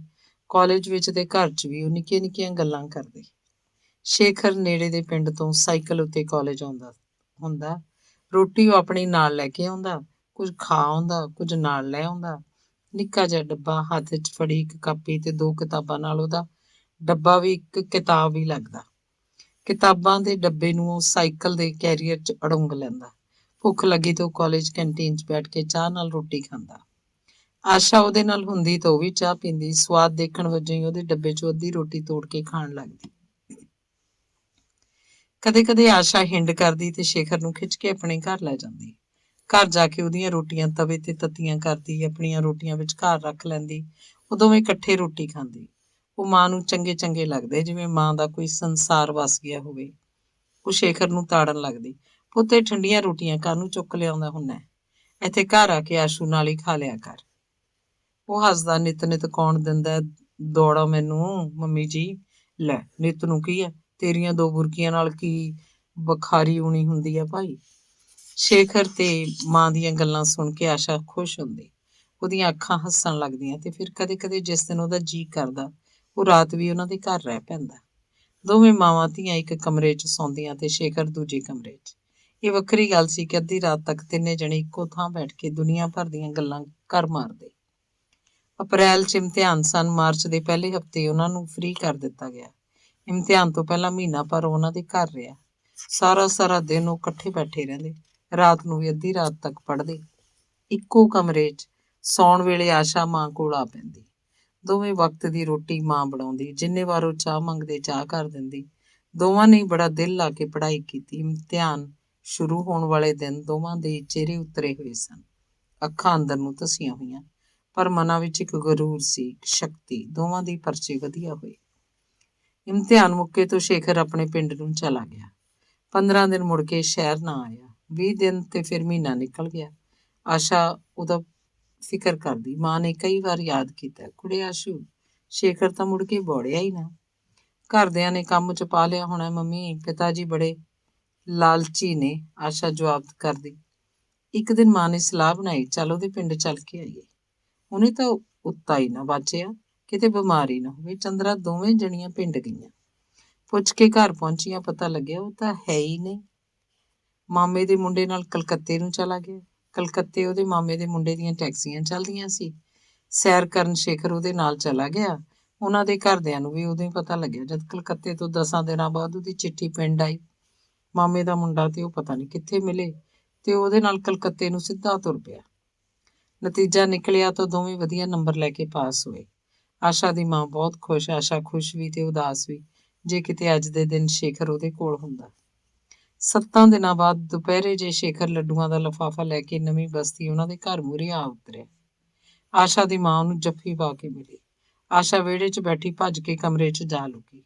ਸ਼ੇਖਰ ਉਹਦੇ ਮਗਰ ਅੰਦਰ ਗਿਆ ਤਾਂ ਰੋਣਾ ਹੀ ਨਾ ਹਟੇ। ਲਿਫਾਫੇ 'ਚ ਲੱਡੂ ਕੱਢ ਕੇ ਉਹਨੇ ਆਸ਼ਾ ਦੇ ਮੂੰਹ 'ਚ ਤੁੰਨ ਦਿੱਤਾ ਤੇ ਉੱਚੀ-ਉੱਚੀ ਹੱਸਣ ਲੱਗਾ। ਆਸ਼ਾ ਦੇ ਹੰਝੂ ਮੁਸਕਰਾਹਟਾਂ 'ਚ ਬਦਲ ਗਏ। ਮਾਂ ਵੀ ਉਹਨਾਂ ਕੋਲ ਕਮਰੇ 'ਚ ਆ ਬੈਠੀ। ਉਹ ਤਿੰਨੇ ਗੱਲਾਂ ਕਰਨ ਲੱਗੇ। ਮਾਂ ਨੇ ਪੁੱਛਿਆ, ਪਿੰਡ ਨੂੰ ਚਿੱਠੀ ਤਾਂ ਪਾਤੀ, ਇੱਥੇ ਕਿਉਂ ਨਾ ਪਤਾ ਦਿੱਤਾ ਕੋਈ? ਅਸੀਂ ਤਾਂ ਪਿੰਡ ਵੀ ਜਾ ਆਈਆਂ ਤੇਰੇ। ਕਿਉਂ? ਪਿੰਡ ਕੀ ਕਰਨ ਗਈਆਂ ਸੀ? ਤੈਨੂੰ ਮਿਲਣ। ਤੂੰ ਤਾਂ ਜਿਉਂ ਇਮਤਿਹਾਨ ਦਿੱਤਾ ਤੇ ਬਸ ਮੁੜ ਕੇ ਕੋਈ ਉੱਗ ਨਾ ਸੁੱਗ। ਮਾਂ ਨੇ ਆਖਿਆ। ਮੈਂ ਕਿਹਾ ਕਲਕੱਤਾ ਦੇਖ ਆਈਏ। ਰਿਜ਼ਲਟ ਪਿੱਛੋਂ ਤਾਂ ਫੇਰ ਉਹੀ ਸਿੜੀ ਸਿਆਪਾ ਛਿੜ ਪੈਣਾ ਪੜ੍ਹਾਈ ਦਾ। ਤੇ ਰਿਜ਼ਲਟ ਦਾ ਕਿਵੇਂ ਪਤਾ ਲੱਗਾ ਉੱਥੇ? ਆਸ਼ਾ ਨੇ ਪੁੱਛਿਆ। ਪੰਜਾਬ ਦੇ ਸਾਰੇ ਅਖਬਾਰ ਪਹੁੰਚਦੇ ਨੇ। ਕਲਕੱਤਾ ਦਾ ਪੰਜਾਬ ਹੈ ਇੱਕ ਤਰ੍ਹਾਂ ਦਾ। ਰਿਜ਼ਲਟ ਦੇਖਿਆ ਭੱਜ ਆਏ ਜਵਾਨ। ਬੜਾ ਬੋਲਣ ਲੱਗ ਪਿਆ। ਆਸ਼ਾ ਤਿੜਕ ਉੱਠੀ। ਇਸ ਤੜਕਾਹਟ ਵਿੱਚ ਨਖਰਾ ਤਾਂ ਸੀ, ਪਰ ਮੋਹ ਵੀ ਅੰਤਾਂ ਦਾ ਸੀ। ਕਿਉਂ? ਕਲਕੱਤੇ ਦਾ ਪਾਹ ਲੱਗ ਗਿਆ ਦਿਸਦਾ। ਕਦੋਂ ਆਇਆ ਕਲਕੱਤੇੋਂ? ਮਾਂ ਨੇ ਪੁੱਛਿਆ। ਬਸ ਆ ਹੀ ਰਿਹਾ ਇਸ ਗੱਡੀ। ਪਿੰਡ ਤਾਂ ਹਾਲੇ ਗਿਆ ਵੀ ਨਹੀਂ। ਮੰਮੀ, ਸਮਾਨ ਤੇਰਾ? ਆਸ਼ਾ ਪੁੱਛਣ ਲੱਗੀ। ਸਮਾਨ ਹੋਰ ਕਿਹੜਾ, ਬਸ ਆਹੀ ਇੱਕ ਏਅਰ ਬੈਗ ਆ। ਇਹਦੇ 'ਚ ਹੀ ਹੈ ਸਾਰੀ ਸ੍ਰਿਸ਼ਟੀ, ਉਹਨੇ ਲਾਚੜ ਕੇ ਜਵਾਬ ਦਿੱਤਾ। ਦੱਸ ਕੇ ਤਾਂ ਜਾਂਦਾ, ਜਾਂ ਉੱਥੇ ਜਾ ਕੇ ਕੋਈ ਚਿੱਠੀ ਚੀਰਾ ਹੀ ਲਿਖਿਆ ਹੁੰਦਾ। ਅਸੀਂ ਤਾਂ ਨਿੱਤ ਫਿਕਰ ਕਰਦੀਆਂ ਸੀ ਤੇਰਾ। ਸ਼ੇਖਰ ਤੂੰ ਇਉਂ ਕਿਉਂ ਕੀਤਾ ਭਾਈ? ਮਾਂ ਨੇ ਨਹੋਰਾ ਮਾਰਿਆ। ਮੈਂ ਕਿਹਾ ਦੇਖੀਏ ਕੋਈ ਕਿੰਨਾ ਕੁ ਯਾਦ ਕਰਦਾ ਸਾਨੂੰ, ਕਹਿ ਕੇ ਸ਼ੇਖਰ ਅੱਖਾਂ 'ਚ ਮੁਸਕਰਾਇਆ ਤੇ ਆਸ਼ਾ ਵੱਲ ਵੇਖਣ ਲੱਗ ਪਿਆ। ਆਸ਼ਾ ਕਪਾਹ ਦੇ ਫੁੱਟ ਵਾਂਗ ਖਿੜ ਉੱਠੀ। ਮਾਂ ਵੀ ਹੱਸਣ ਲੱਗੀ। ਫਿਰ ਕਹਿੰਦੀ, ਚੰਗਾ ਮੈਂ ਚਾਹ ਬਣਾਉਣੀ ਆ ਪਹਿਲਾਂ, ਫਿਰ ਤੂੰ ਨਹਾ ਲੈ, ਇੰਨੇ ਨੂੰ ਰੋਟੀ ਬਣ ਜੂ। ਪਿੰਡ ਨੂੰ ਤਾਂ ਹੁਣ ਹੱਥ ਨਹੀਂ ਜਾਈਂ। ਮਾਂ ਰਸੋਈ 'ਚ ਗਈ ਤੇ ਉਹ ਬੈਠੇ-ਬੈਠੇ ਅਗਲੀ ਕਲਾਸ 'ਚ ਦਾਖਲ ਹੋਣ ਦੀਆਂ ਗੱਲਾਂ ਕਰਨ ਲੱਗੇ। ਦੂਰ ਦੇ ਇੱਕ ਸ਼ਹਿਰ 'ਚ ਆਸ਼ਾ ਦੀ ਭੂਆ ਦੇ ਮੁੰਡੇ ਨਾਲ FCI ਵਿੱਚ ਹੇਮਚੰਦ ਨਾਂ ਦਾ ਇੱਕ ਮੁੰਡਾ ਇੰਸਪੈਕਟਰ ਸੀ। ਦੋਵਾਂ ਨੂੰ ਅੰਨੀ ਆਮਦਨ, ਪਰ ਸੀ ਹੇਮਚੰਦ ਗਰੀਬ ਘਰ ਦਾ ਮੁੰਡਾ। ਭੂਆ ਦੇ ਮੁੰਡੇ ਨੇ ਇੱਕ ਦਿਨ ਉਹਦੇ ਨਾਲ ਗੱਲ ਕੀਤੀ, ਉਹ ਮੰਨ ਗਿਆ। ਭੂਆ ਉਸ ਸ਼ਹਿਰ ਆਈ ਤੇ ਆਸ਼ਾ ਦੀ ਮਾਂ ਨੂੰ ਸਾਰੀ ਗੱਲ ਦੱਸੀ। ਕਹਿੰਦੀ ਇਸ ਨਾਲੋਂ ਕੀ ਚੰਗਾ ਹੈ। ਨਣਦ ਦੇ ਨਾਲ ਹੀ ਉਹ ਦੂਰ ਸ਼ਹਿਰ ਨੂੰ ਚੱਲ ਪਈ। ਮੁੰਡਾ ਦੇਖਿਆ, ਘਰ-ਬਾਰ ਦੇਖਿਆ, ਗੱਲਾਂ ਕੀਤੀਆਂ, ਮੁੰਡਾ ਪਸੰਦ ਆ ਗਿਆ। ਸਵੇਰੇ 5:30 ਵਜੇ ਦੀ ਪਹਿਲੀ ਬੱਸ ਉਹ ਹੋ ਗਈ ਸੀ। ਸ਼ਾਮ ਨੂੰ 7-8 ਵਜੇ ਵਾਪਸ ਆ ਗਈ। ਆਸ਼ਾ ਨੂੰ ਦੱਸਿਆ ਤਾਂ ਚੁੱਪ ਦੀ ਚੁੱਪ ਰਹਿ ਗਈ। ਹਾਂ ਨਾ। ਉਹਨਾਂ ਦਿਨਾਂ 'ਚ ਹੀ BA ਫਾਈਨਲ ਦਾ ਇਮਤਿਹਾਨ ਹੋ ਚੁੱਕਿਆ ਸੀ। ਸ਼ੇਖਰ ਕਦੇ ਉਹਨਾਂ ਦੇ ਘਰ ਨਹੀਂ ਆਇਆ। ਆਸ਼ਾ ਉਹਨੂੰ ਉਡੀਕਦੀ ਰਹਿੰਦੀ, ਚਾਹੁੰਦੀ ਸੀ ਉਹ ਸ਼ੇਖਰ ਨੂੰ ਦੱਸੇ। ਕਦੇ-ਕਦੇ ਉਹ ਢੇਰੀ ਢਾਹ ਦਿੰਦੀ ਤੇ ਸ਼ੇਖਰ ਦੇ ਆਉਣ ਦੀ ਆਸ ਮੁਕਾ ਬੈਠਦੀ। ਕੀ ਪਤਾ ਉਹਦਾ ਪਿੰਡ ਹੋਵੇ ਜਾਂ ਨਾ, ਪਿਛਲੇ ਸਾਲ ਵਾਂਗ ਫੇਰ ਨਾ ਕਿਤੇ ਕਲਕੱਤੇ ਨੂੰ ਚਲਾ ਗਿਆ ਹੋਵੇ। 20 ਦਿਨ ਮਸਾਂ ਲੰਘੇ ਹੋਣਗੇ। ਭੂਆ ਦਾ ਮੁੰਡਾ ਹੇਮਚੰਦ ਨੂੰ ਨਾਲ ਲੈ ਕੇ ਉੱਥੇ ਆ ਗਿਆ। ਘਰ ਬੈਠ ਕੇ ਚਾਰਾਂ ਨੇ ਚਾਹ ਪੀਤੀ, ਇੱਧਰ-ਉੱਧਰ ਦੀਆਂ ਗੱਲਾਂ ਕੀਤੀਆਂ। ਹੇਮਚੰਦ ਨੂੰ ਕੁੜੀ ਪਸੰਦ ਆ ਗਈ। ਆਸ਼ਾ ਦੀ ਫੇਰ ਵੀ ਨਾ। BA ਦਾ ਨਤੀਜਾ ਨਿਕਲਣ ਤੋਂ ਪਹਿਲਾਂ ਹੀ ਵਿਆਹ ਧਰ ਦਿੱਤਾ ਗਿਆ। ਦੋਵੇਂ ਪਾਸੇ ਵਿਆਹ ਦੀਆਂ ਤਿਆਰੀਆਂ ਹੋਣ ਲੱਗੀਆਂ। 12 ਦਿਨ ਬਾਕੀ ਸੀ ਕਿ BA ਦਾ ਨਤੀਜਾ ਨਿਕਲ ਗਿਆ। ਆਸ਼ਾ ਤੇ ਸ਼ੇਖਰ ਦੋਵੇਂ ਪਹਿਲਾਂ ਵਾਂਗ ਹੀ ਵਧੀਆ ਨੰਬਰ ਲੈ ਕੇ ਪਾਸ ਹੋਏ। ਸੱਚੀ ਗੱਲ ਸੀ, ਪਹਿਲਾਂ ਵਾਂਗ ਹੀ ਉਹ ਕਲਕੱਤੇ ਨੂੰ ਬਿਨਾਂ ਦੱਸੇ ਚਲਾ ਗਿਆ ਸੀ। ਪਹਿਲਾਂ ਵਾਂਗ ਹੀ ਲੱਡੂਆਂ ਦਾ ਲਿਫਾਫਾ ਲੈ ਕੇ ਘਰ ਆਇਆ। ਘਰ 'ਚ ਵਿਆਹ ਤਾਂ ਸੀ, ਪਰ ਆਸ਼ਾ ਲਈ ਇਹ ਕੁਝ ਵੀ ਨਹੀਂ ਸੀ। BA 'ਚੋਂ ਪਾਸ ਹੋਣ ਦੀ ਵੀ ਉਹਨੂੰ ਕੋਈ ਖੁਸ਼ੀ ਨਹੀਂ ਸੀ। ਲੱਡੂਆਂ ਦਾ ਲਿਫਾਫਾ ਫੜ ਕੇ ਮਾਂ ਨੇ ਪਰੇ ਮੇਜ਼ ਤੇ ਧਰਤਾ ਤੇ ਸ਼ੇਖਰ ਨੂੰ ਪਾਸ ਹੋਣ ਦੀਆਂ ਮੁਬਾਰਕਾਂ ਦੇਣ ਲੱਗੀ। ਫਿਰ ਮੁੰਡੇ ਬਾਰੇ ਦੱਸ ਕੇ ਉਹਦੀਆਂ ਗੱਲਾਂ ਕਰਨ ਲੱਗੀ। ਸ਼ੇਖਰ ਹੁੰਗਾਰਾ ਭਰਦਾ ਪਰ ਚੁੱਪਚਾਪ ਰਹਿੰਦਾ। ਮਾਂ ਬਹੁਤ ਖੁਸ਼ ਸੀ। ਸ਼ੇਖਰ ਨੂੰ ਕਹਿੰਦੀ, ਜਿੰਨੇ ਦਿਨ ਵਿਆਹ ਹੈ ਤੂੰ ਇੱਥੇ ਹੀ ਰਹਿ। 100 ਕੰਮ ਨੇ ਤੇਰੇ ਕਰਨ ਵਾਲੇ। ਇੱਕ ਦਿਨ ਪਹਿਲਾਂ ਮੁੰਡੇ ਨੂੰ ਸ਼ਗਨ ਪਾਉਣ ਜਾਣਾ, ਨਾਲ ਜਾਈਂ। ਮਾਂ ਇੱਧਰ-ਉੱਧਰ ਕਿਧਰੇ ਹੋਈ ਤਾਂ ਆਸ਼ਾ ਸ਼ੇਖਰ ਨੂੰ ਅੰਦਰ ਕਮਰੇ 'ਚ ਲੈ ਕੇ ਬੈਠ ਗਈ। ਬਹੁਤ ਗੱਲਾਂ ਕੀਤੀਆਂ, ਪਰ ਸਥਿਤੀ 'ਚ ਕੋਈ ਫਰਕ ਨਹੀਂ ਸੀ। ਉਹ ਰਾਤ ਸ਼ੇਖਰ ਉਹਨਾਂ ਦੇ ਘਰ ਹੀ ਠਹਿਰ ਗਿਆ ਤੇ ਫਿਰ ਰਾਤ ਆਪਣੇ ਪਿੰਡ ਰਹਿ ਕੇ ਉੱਥੇ ਹੀ ਆ ਗਿਆ। ਮਾਂ ਤੋਂ ਦੂਰ-ਦੂਰ ਉਹ ਪਤਾ ਨਹੀਂ ਕੀ ਮਸ਼ਵਰਾ ਜਿਹਾ ਕਰਦੇ ਰਹਿੰਦੇ, ਪਤਾ ਨਹੀਂ ਕੀ ਲੜਾਈ ਝਗੜਾ ਜਿਹਾ ਛੇੜੀ ਰੱਖਦੇ। ਕਦੇ-ਕਦੇ ਦੋਵਾਂ ਦਾ ਮੂੰਹ ਹੀ ਰੋਣ ਵਰਗਾ ਹੁੰਦਾ। ਕਦੇ-ਕਦੇ ਦੋਵੇਂ ਉੱਚੀ-ਉੱਚੀ ਹੱਸ ਕੇ ਗੱਲਾਂ ਕਰਦੇ। ਊਟ-ਪਟਾਂਗ ਜਿਹੇ ਸਵਾਲ ਜਵਾਬ। ਮਾਂ ਨੂੰ ਉਹਨਾਂ ਦਾ ਕੋਈ ਪਤਾ ਨਾ ਲੱਗਦਾ। ਉਹ ਝਿੜਕ ਪੈਂਦੀ, ਕਿਸੇ ਕੰਮ ਨੂੰ ਵੀ ਹੱਥ ਪਾ ਲਿਆ ਕਰੋ, ਸਾਰਾ ਦਿਨ ਹਿੜ-ਹਿੜ ਦੰਦ ਕੱਢਦੇ ਰਹਿੰਦੇ ਹੋ। ਤੇ ਵਿਆਹ ਤੋਂ ਇੱਕ ਦਿਨ ਪਹਿਲਾਂ ਸ਼ੇਖਰ ਘਰੋਂ ਚਲਾ ਗਿਆ, ਮਾਂ ਧੀ ਨੂੰ ਦੱਸੇ ਬਗੈਰ ਹੀ। ਦੂਰ ਸ਼ਹਿਰ ਆਸ਼ਾ ਸਹੁਰੇ ਘਰ ਗਈ। ਦੂਜੇ ਦਿਨ ਸ਼ਗਨ ਵਿਹਾਰ ਕੀਤੇ ਗਏ। ਹੇਮਚੰਦ ਨੂੰ ਹੀ ਟੈਕਸੀ ਲੈ ਕੇ ਉਹਨਾਂ ਦੇ ਸ਼ਹਿਰ ਆਇਆ। ਰਾਤ ਸਮੇਂ ਰਿਸ਼ਤੇਦਾਰ 'ਚ ਬੈਠ ਕੇ ਹੱਸ-ਹੱਸ ਗੱਲਾਂ ਕੀਤੀਆਂ। ਸਾਲੀਆਂ ਨੇ ਮਹਿੰਦੀ ਲਾਈ। ਅਗਲੇ ਦਿਨ ਹੀ ਟੈਕਸੀ 'ਚ ਬਿਠਾ ਕੇ ਉਹ ਆਸ਼ਾ ਨੂੰ ਲੈ ਗਿਆ। ਪਹਿਲੀ ਰਾਤ ਹੀ ਹਫੜਾ ਦਫੜੀ ਪੈ ਗਈ। ਹੇਮਚੰਦ ਵੱਡੀ ਭਰਜਾਈ ਕੋਲੋਂ ਪੱਲੇ 'ਚ ਖੋਪੇ ਦਾ ਗੁੱਟ, ਲੱਡੂ ਪਤਾਸੇ ਤੇ 11 ਰੁਪਏ ਪਵਾ ਕੇ ਸੁਹਾਗ ਕਮਰੇ 'ਚ ਗਿਆ। ਆਸ਼ਾ ਦੀ ਨਿਗਾਹ ਉੱਪਰੀ ਲੱਗੀ। ਉਹਨੇ ਉਹਦੇ ਡੋਲੇ ਨੂੰ ਛੋਇਆ ਤਾਂ ਚੀਕ ਮਾਰ ਕੇ ਮੰਜੇ ਤੋਂ ਥੱਲੇ ਡਿੱਗੀ ਪਈ ਕੰਬੀ ਜਾਏ, ਰੋਈ ਜਾਏ। ਹੇਮਚੰਦ ਨੂੰ ਲੱਗਾ ਜਿਵੇਂ ਉਹ ਕੋਈ ਚੁੜੇਲ ਹੋਵੇ। ਉਹਨੀ ਪੈਰੀਂ ਉਹ ਕਮਰੇ 'ਚੋਂ ਬਾਹਰ ਆ ਗਿਆ। ਸਾਰਾ ਨਿੱਕ ਸੁੱਕ ਮੁੜ ਕੇ ਵੱਡੀ ਭਰਜਾਈ ਨੂੰ ਫੜਾਤਾ ਤੇ ਉਹਨੂੰ ਉਸ ਵੇਲੇ ਸੁਹਾਗ ਕਮਰੇ 'ਚ ਜਾਣ ਲਈ ਆਖਿਆ। ਵੱਡੀ ਭਰਜਾਈ ਭੱਜੀ ਗਈ। ਉਹ ਫਰਸ਼ ਉੱਤੇ ਬੇਹੋਸ਼ ਪਈ ਸੀ। ਭਰਜਾਈ ਨੇ ਕਿਸੇ ਕੁੜੀ ਦਾ ਨਾਂ ਲੈ ਕੇ ਉੱਚੀ ਹਾਕ ਮਾਰੀ। ਬਿੰਦ ਦੀ ਬਿੰਦ ਸਾਰਾ ਟੱਬਰ ਕਮਰੇ 'ਚ ਇਕੱਠਾ ਹੋ ਗਿਆ। ਮੂੰਹ 'ਚ ਪਾਣੀ ਦੇ ਚਮਚੇ ਪਾ ਉਹਦੀ ਦੰਦਲ ਭੰਨਣ ਲੱਗੇ। ਉਹਨੂੰ ਹੋਸ਼ ਆਈ। ਉਹ ਡਰੀ ਜਿਹੀ ਕੁੜੀਆਂ ਬੁੜੀਆਂ ਵੱਲ ਝਾਕਣ ਲੱਗੀ। ਉਹਨੂੰ ਮੰਜੇ ਤੇ ਸਿੱਧੀ ਪਾ ਦਿੱਤਾ ਗਿਆ। ਕੋਈ ਜਣਾ ਭੱਜ ਕੇ ਕਿਸੇ ਡਾਕਟਰ ਤੋਂ ਦਵਾਈ ਲੈ ਕੇ ਆਇਆ। ਦਵਾਈ ਉਹਨੂੰ ਪਿਆਈ ਗਈ। ਉਹਨੂੰ ਸੁਰਤ ਤਾਂ ਸੀ, ਪਰ ਉਹ ਸ਼ਰਮ ਦੀ ਮਾਰੀ ਆਪਣੇ ਸਾਹਾਂ ਨੂੰ ਵੀ ਘੁੱਟ ਰੱਖਦੀ। ਉਹ ਕਿੰਨੀ ਨਮੋਸ਼ੀ ਮੰਨ ਗਈ ਸੀ। ਹੇਮਚੰਦ ਮੁੜ ਕੇ ਉਹਦੇ ਕਮਰੇ 'ਚ ਨਹੀਂ ਆਇਆ। ਉਹਦੀਆਂ ਦੋਵੇਂ ਭੈਣਾਂ ਹੀ ਉਸ ਰਾਤ ਆਸ਼ਾ ਕੋਲ ਸੁੱਤੀਆਂ। ਉਹ ਸਾਰੀ ਰਾਤ ਅਹਿਲ ਪਈ ਰਹੀ, ਨਾ ਕੁਝ ਬੋਲੀ, ਨਾ ਉੱਠੀ ਬੈਠੀ। ਸਾਰੇ ਰਿਸ਼ਤੇਦਾਰ, ਸਭ ਕੁੜੀਆਂ ਕਤਰੀਆਂ 2-2, 4-4 ਦਿਨ ਲਾ ਕੇ ਆਪੋ ਆਪਣੇ ਘਰਾਂ ਨੂੰ ਚਲੀਆਂ ਗਈਆਂ। ਵੱਡੀ ਭਰਜਾਈ ਨੇ ਇੱਕ ਦਿਨ ਹੇਮਚੰਦ ਨੂੰ ਆਖਿਆ ਕਿ ਅੱਜ ਰਾਤ ਆਸ਼ਾ ਕੋਲ ਮੰਜਾ ਢਾ ਕੇ ਪਵੇ। ਸੁਹਾਗ ਰਾਤ ਤੋਂ ਦੂਜੀ ਰਾਤ ਹੇਮਚੰਦ ਘਰ ਨਹੀਂ ਆਇਆ ਸੀ। ਜਿੱਥੇ ਉਹਦੀ ਪੋਸਟਿੰਗ ਸੀ ਉੱਥੇ ਨੂੰ ਸਕੂਟਰ ਲੈ ਕੇ ਚਲਾ ਗਿਆ। ਉਹਨੇ ਪਹਿਲਾਂ ਸ਼ਰਾਬ ਕਦੇ ਨਹੀਂ ਪੀਤੀ ਸੀ। ਪੋਸਟਿੰਗ ਵਾਲੇ ਸ਼ਹਿਰ ਜਾ ਕੇ ਉਸ ਰਾਤ ਨੂੰ ਉਹਨੇ ਪਹਿਲੀ ਵਾਰ ਸ਼ਰਾਬ ਪੀਤੀ। ਰੱਜ ਕੇ ਰੋਇਆ। ਉਹਦੇ ਸਾਥੀ ਸਾਰੀ ਰਾਤ ਉਹਨੂੰ ਪੁੱਛਦੇ ਰਹੇ, ਪਰ ਉਹਨੇ ਕੁਝ ਨਹੀਂ ਦੱਸਿਆ। ਰੋਂਦਾ ਰਿਹਾ। ਮਨ ਆਈਆਂ ਊਲ ਜਲੂਲ ਗੱਲਾਂ ਬੋਲੀ ਗਿਆ। ਇੱਕ ਹਫ਼ਤੇ ਬਾਅਦ ਉਹ ਘਰ ਆਇਆ। ਉਹ ਵੀ ਤਦ ਜੇ ਉਹਦਾ ਵੱਡਾ ਭਾਈ ਉਹਨੂੰ ਲੈ ਕੇ ਆਇਆ। ਹਫ਼ਤਾ ਭਰ ਉਹ ਹਰ ਰੋਜ਼ ਸ਼ਰਾਬ ਪੀਂਦਾ ਰਿਹਾ। ਡਿਊਟੀ ਉੱਤੇ ਵੀ ਕਿਸੇ ਦਿਨ ਹੀ ਗਿਆ ਸੀ। ਵੱਡੀ ਭਰਜਾਈ ਦੇ ਕਹਿਣ ਤੇ ਉਹ ਮੰਨ ਗਿਆ। ਉਸ ਦਿਨ ਉਹਨੇ ਸ਼ਰਾਬ ਨਹੀਂ ਪੀਤੀ ਸੀ। ਪਰ ਜਿਉਂ ਹੀ ਅੰਦਰ ਕਮਰੇ 'ਚ ਗਿਆ, ਆਸ਼ਾ ਚੀਕ ਮਾਰ ਕੇ ਮੰਜੇ ਤੋਂ ਥੱਲੇ ਡਿੱਗ ਪਈ। ਕੰਬੀ ਜਾਵੇ, ਰੋਈ ਜਾਵੇ। ਹੇਮਚੰਦ ਉਸੇ ਵੇਲੇ ਘਰੋਂ ਬਾਹਰ ਹੋ ਗਿਆ। ਆਸ਼ਾ ਨੂੰ ਵੱਡੀ ਭਰਜਾਈ ਨੇ ਸੰਭਾਲਿਆ। ਅੱਧੀ ਰਾਤ ਹੇਮਚੰਦ ਘਰ ਆਇਆ। ਸ਼ਰਾਬ ਦੇ ਨਸ਼ੇ 'ਚ ਉਹਨੂੰ ਕੋਈ ਹੋਸ਼ ਨਹੀਂ ਸੀ। ਆਇਆ, ਬੂਟ ਲਾ ਕੇ ਸੁਣੇ, ਪੈਂਟ ਬੁਸ਼ਟ ਵਿਹੜੇ ਚਣ ਵਿਛੇ ਮੰਜੇ ਤੇ ਲੇਟ ਗਿਆ ਤੇ ਸੌਂ ਗਿਆ। ਰੋਟੀ ਪਤਾ ਨਹੀਂ ਖਾਧੀ ਸੀ ਜਾਂ ਨਹੀਂ। ਵੱਡੀ ਭਰਜਾਈ ਆਸ਼ਾ ਕੋਲ ਅੰਦਰ ਕਮਰੇ 'ਚ ਜਾ ਸੁੱਤੀ। ਦੂਜੇ ਦਿਨ ਹੇਮਚੰਦ ਡਿਊਟੀ ਉੱਤੇ ਨਹੀਂ ਗਿਆ। 8 ਵਜੇ ਤੱਕ ਸੁੱਤਾ ਹੀ ਪਿਆ ਰਿਹਾ। ਫਿਰ ਉੱਠਿਆ, ਬਰੱਸ਼ ਕੀਤਾ, ਚਾਹ ਪੀਤੀ, ਲੈਟਰਿਨ ਜਾ ਕੇ ਬਾਥਰੂਮ 'ਚ ਨਹਾਉਣ ਬੈਠ ਗਿਆ। ਅੱਧਾ ਘੰਟਾ ਨਹਾਉਂਦਾ ਹੀ ਰਿਹਾ। ਬਣ ਸੰਵਰ ਕੇ ਨਵੇਂ ਕੱਪੜੇ ਪਾ ਕੇ ਉਹ ਸ਼ਹਿਰ 'ਚ ਘੁੰਮਣ ਫਿਰਨ ਤੁਰ ਪਿਆ। ਸ਼ਰਾਬ ਨਹੀਂ ਪੀਤੀ। ਦੁਪਹਿਰ ਦੀ ਰੋਟੀ ਸਾਰੇ ਟੱਬਰ 'ਚ ਬੈਠ ਕੇ ਖਾਧੀ, ਆਸ਼ਾ ਨੇ ਵੀ। ਤੇ ਫਿਰ ਸਭ ਖਾਣੇ ਦੇ ਮੇਜ਼ ਤੋਂ ਉੱਠ ਕੇ ਚਲੇ ਗਏ, ਜਿਵੇਂ ਜਾਣਬੁੱਝ ਕੇ ਦੂਰ ਗਏ ਹੋਣ। ਆਸ਼ਾ ਚੁੱਪ ਕੀਤੀ ਨੀਵੀਂ ਪਾ ਕੇ ਕੁਰਸੀ ਤੇ ਬੈਠੀ ਸੀ। ਇੱਧਰ ਉੱਧਰ ਝਾਕ ਕੇ ਤੇ ਉਹਨੂੰ ਕੱਲੀ ਵੇਖ ਕੇ ਹੇਮਚੰਦ ਨੇ ਉਹਦੀ ਠੋਡੀ ਫੜੀ ਤੇ ਆਖਿਆ, ਤੇ ਉਹਦਾ ਚਿਹਰਾ ਆਪਣੇ ਸਾਹਮਣੇ ਕਰ ਲਿਆ। ਪੁੱਛਣ ਲੱਗਾ, ਤੇਰਾ ਜੀ ਨਹੀਂ ਲੱਗਦਾ ਇੱਥੇ ਆਸ਼ੂ? ਆਸ਼ਾ ਨੇ ਪਰਲ ਪਰਲ ਹੰਝੂਆਂ ਦੀਆਂ ਧਾਰਾਂ ਵਗਾਤੀਆਂ।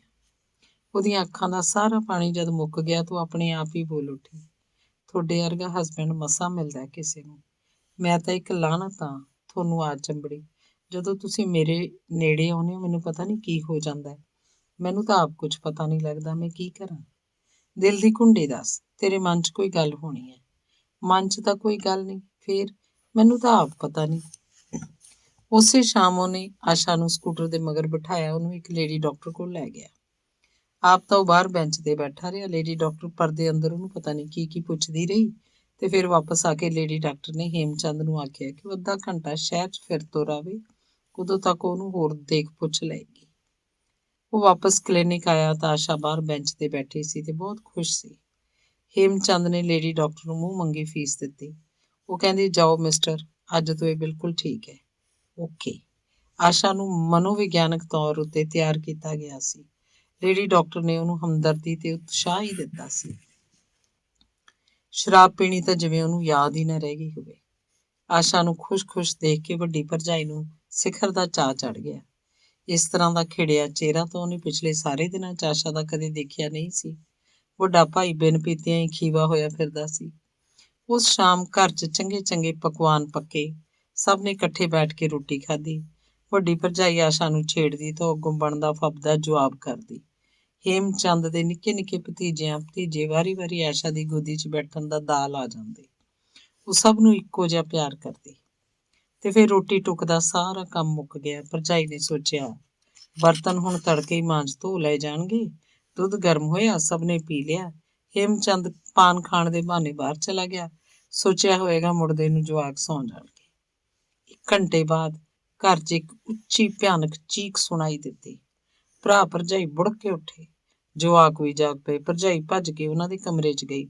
ਆਸ਼ਾ ਦਾ ਉਹੀ ਹਾਲ। ਉਹਨੂੰ ਲੱਗਿਆ ਜਿਵੇਂ ਹੇਮਚੰਦ ਵੀ ਖੜਾ ਡਿੱਗ ਪਏਗਾ। ਹੇਮਚੰਦ ਬਾਹਰ ਵਿਹੜੇ 'ਚ ਆਇਆ ਤੇ ਹੁਬਕੀ ਰੋਣ ਲੱਗਿਆ। ਭਰਜਾਈ ਨੇ ਆਸ਼ਾ ਨੂੰ ਹੋਸ਼ 'ਚ ਲਿਆਂਦਾ ਤੇ ਉਹਦੇ ਕੋਲ ਹੀ ਦੂਜੇ ਮੰਜੇ ਤੇ ਪੈ ਗਈ। ਹੇਮਚੰਦ ਘਰੋਂ ਬਾਹਰ ਹੋ ਗਿਆ। ਭਾਈ ਨੇ ਪਿੱਛੋਂ ਹਾਕ ਮਾਰੀ ਤਾਂ ਉਹ ਬਣਾ ਸਵਾਰ ਕੇ ਕਹਿੰਦਾ, ਨਹੀਂ ਵੀਰ, ਮੈਂ ਜਾਂਦਾ ਨਹੀਂ ਕਿਧਰੇ, ਹੁਣੇ ਆ ਜਾਣਾ। ਵਿਸਕੀ ਦੀ ਬੋਤਲ 'ਚ ਪਊਆ ਬਚਦੀ ਸ਼ਰਾਬ ਉਹਨੇ ਸਕੂਟਰ ਦੀ ਟੋਕਰੀ 'ਚ ਰੱਖ ਕੇ ਕਿੱਕ ਮਾਰ ਕੇ ਸਕੂਟਰ ਨੂੰ ਸਟਾਰਟ ਕਰ ਲਿਆ। ਵੱਡੇ ਭਾਈ ਨੇ ਲੱਖ ਯਤਨ ਕੀਤਾ ਪਰ ਉਹ ਠਹਿਰਿਆ ਨਹੀਂ। ਬਸ ਇਹੀ ਕਹਿੰਦਾ ਰਿਹਾ, ਨਹੀਂ ਵੀਰ, ਮੈਂ ਕਿਧਰੇ ਨਹੀਂ ਜਾਂਦਾ, ਹੁਣੇ ਆ ਜਾਣਾ। ਸ਼ਹਿਰੋਂ ਬਾਹਰੋਂ ਵੱਡੀ ਸੜਕ ਪਿਆਈ ਸੀ ਕਿ ਇੱਕ ਲੋਹੇ ਦੇ ਭਰੇ ਟਰੱਕ ਨਾਲ ਉਹਦੀ ਟੱਕਰ ਹੋ ਗਈ। ਹਨੇਰੀ ਰਾਤ ਸੀ। ਕਿਸੇ ਨੂੰ ਪਤਾ ਲੱਗਦਾ, ਕਿਸੇ ਨੂੰ ਕੌਣ ਪਛਾਣਦਾ ਤੇ ਫਿਰ ਕੌਣ ਕਿਸੇ ਨੂੰ ਚੁੱਕਦਾ ਸੰਭਾਲਦਾ। ਦੂਜੇ ਦਿਨ ਦੁਪਹਿਰੇ ਜਾ ਕੇ ਉਹਨਾਂ ਦੇ ਘਰ ਖਬਰ ਹੋਈ। ਭਰਾ ਭਰਜਾਈ ਨੰਗੇ ਪੈਰੀ ਉੱਠ ਭੱਜੇ। ਪੋਸਟਮਾਰਟਮ ਤੋਂ ਬਾਅਦ ਹਸਪਤਾਲ ਵਾਲਿਆਂ ਨੇ ਹੇਮਚੰਦ ਦੀ ਲਾਸ਼ ਦਿੱਤੀ ਤਾਂ ਵੱਡਾ ਭਾਈ ਉਹਨੂੰ ਇੱਕ ਟੈਂਪੂ ਗੱਡੀ 'ਚ ਪਾ ਕੇ ਘਰ ਲੈ ਆਇਆ। ਸਮਾਜਿਕ ਰਸਮ ਰਿਵਾਜ ਨਿਭਾਏ ਤੇ ਫਿਰ ਆਂਢੀਆਂ ਗੁਆਂਢੀਆਂ ਤੇ ਉਸ ਸ਼ਹਿਰ 'ਚ ਵਸਦੇ ਸਕੇ ਸੰਬੰਧੀਆਂ ਨੇ ਉਹਨੂੰ ਰਾਮ ਬਾਗ 'ਚ ਲਿਜਾ ਕੇ ਫੂਕ ਦਿੱਤਾ। ਭਰਾ ਭਰਜਾਈ ਹੈਰਾਨ ਇਸ ਗੱਲ ਤੇ ਸਨ ਕਿ ਆਸ਼ਾ ਨੂੰ ਹੁਣ ਦੰਦਲਾਂ ਕਾਹਦੀਆਂ ਪੈ ਰਹੀਆਂ ਨੇ। ਵੱਡੇ ਭਾਈ ਨੂੰ ਉਹ ਜ਼ਹਿਰ ਲੱਗਦੀ। ਉਹਨੇ ਇਸ ਘਰ 'ਚ ਪੈਰ ਧਰਿਆ ਤਾਂ ਉਹਦੇ ਸੋਨੇ ਵਰਗਾ ਭਰਾ ਅਣਿਆਈ ਮੌਤ ਦੇ ਰਾਹ ਤੁਰ ਪਿਆ।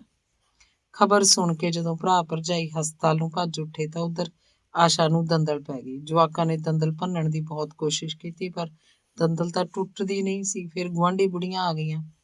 ਉਹਦੀ ਦੰਦਲ ਭੰਨੀ ਅੱਧਾ ਘੰਟਾ ਉਹ ਸੁਰਤ 'ਚ ਰਹਿੰਦੀ, ਫਿਰ ਅੱਖਾਂ ਚੜਾ ਜਾਂਦੀ। ਲਾਸ਼ ਘਰ ਆਉਣ ਤੱਕ ਗੁਆਂਢੀ ਬੁੜੀਆਂ ਹੀ ਉਹਨੂੰ ਸੰਭਾਲਦੀਆਂ ਰਹੀਆਂ ਤੇ ਫਿਰ ਭੋਗ ਵਾਲੇ ਦਿਨ ਤੱਕ ਵੀ ਹਰ ਰੋਜ਼ ਇੱਕ ਵਾਰੀ ਜਾਂ ਦੋ ਵਾਰੀ ਆਸ਼ਾ ਬੇਹੋਸ਼ ਹੋ ਜਾਂਦੀ।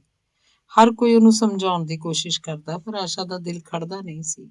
ਉਹਦੀ ਮਾਂ ਆਈ, ਘਰ ਨੂੰ ਜੰਦਾ ਲਾ ਕੇ ਆਈ, ਭੋਗ ਤੱਕ ਉਹਦੇ ਕੋਲ ਰਹੀ, ਉਹਨੂੰ ਸੰਭਾਲਦੀ ਰਹੀ। ਉਹਨੂੰ ਅਜਿਹੀ ਹਾਲਤ ਵਿੱਚ ਛੱਡ ਕੇ ਉਹ ਕਿਉਂ ਜਾਂਦੀ?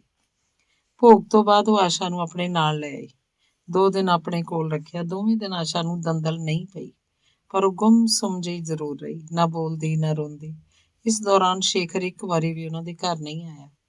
ਮਾਂ ਹੈਰਾਨ ਸੀ, ਉਹ ਆਇਆ ਕਿਉਂ ਨਹੀਂ? ਉਹਦਾ ਤਾਂ ਇਸ ਘਰ ਨਾਲ ਮੋਹ ਹੀ ਬੜਾ ਸੀ। ਅਜਿਹੇ ਮੌਕੇ ਤੇ ਉਹਨੂੰ ਆਉਣਾ ਚਾਹੀਦਾ ਸੀ। ਹੇਮਚੰਦ ਦੀ ਮੌਤ ਦਾ ਪਤਾ ਲੱਗ ਹੀ ਗਿਆ ਹੋਏਗਾ ਉਹਨੂੰ।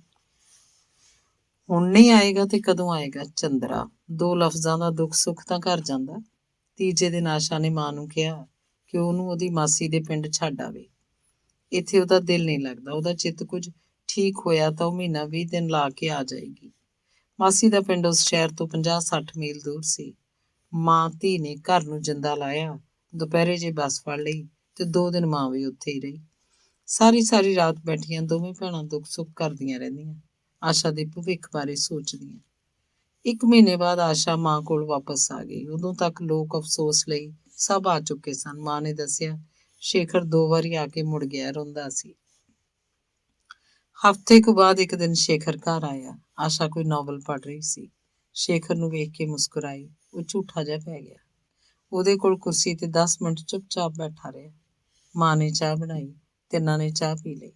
ਆਸ਼ਾ ਨੇ ਇਸ ਦੌਰਾਨ ਸ਼ੇਖਰ ਨਾਲ ਕੋਈ ਗੱਲ ਨਹੀਂ ਕੀਤੀ। ਚਾਹ ਦੀਆਂ ਨਿੱਕੀਆਂ ਘੁੱਟਾਂ ਭਰਦੀ ਵੀ ਉਹ ਨਾਵਲ ਪੜ੍ਹਦੀ ਰਹੀ ਤੇ ਫਿਰ ਮਾਂ ਉੱਥੋਂ ਉੱਠ ਖੜੀ, ਰਸੋਈ 'ਚ ਜਾ ਕੇ ਕੋਈ ਕੰਮ ਧੰਦਾ ਕਰਨ ਲੱਗੀ। ਸ਼ੇਖਰ ਨੇ ਆਸ਼ਾ ਦੇ ਹੱਥਾਂ 'ਚੋਂ ਨਾਵਲ ਫੜਿਆ ਤੇ ਉਹਨੂੰ ਨਿੱਕੇ ਮੇਜ਼ ਉੱਤੇ ਉਵੇਂ ਜਿਵੇਂ ਮੁੱਦਾ ਧਰ ਦਿੱਤਾ। ਸਫ਼ਾ ਖੁੱਲ੍ਹੇ ਦਾ ਖੁੱਲ੍ਹਾ। ਉਹਨੇ ਅੱਖਾਂ 'ਚ ਪਾਣੀ ਭਰ ਲਿਆ। ਆਸ਼ਾ ਉਹਦੇ ਵੱਲ ਇੱਕ ਟੱਕ ਤੱਕ ਰਹੀ ਸੀ। ਉਹ ਬੋਲਿਆ, ਆਸ਼ੂ, ਮੈਂ ਗੁਨਾਹਗਾਰ ਹਾਂ, ਪਰ ਮੈਂ ਤੈਨੂੰ ਹੁਣ ਵੀ ਅਪਣਾ ਸਕਦਾ। ਨਹੀਂ, ਉਹ ਚੀਕ ਮਾਰਨ ਵਾਂਗ ਬੋਲੀ। ਕਿਉਂ? ਸ਼ੇਖਰ ਜਿਵੇਂ ਕੰਬ ਰਿਹਾ ਹੋਵੇ। ਮੇਰਾ ਹਸਬੈਂਡ ਕਿੰਨਾ ਚੰਗਾ ਸੀ। ਤੇਰੇ ਇੱਕ ਮਨਹੂਸ ਖਿਆਲ ਨੇ ਉਹਨੂੰ ਮੇਰੇ ਨੇੜੇ ਨਾ ਆਉਣ ਦਿੱਤਾ। ਉਹ ਇਸੇ ਨਮੋਸ਼ੀ ਦਾ ਮਾਰਿਆ ਸ਼ਰਾਬ ਪੀਣ ਲੱਗਿਆ ਤੇ ਜਾਨ ਮੁਕਾ ਲਈ।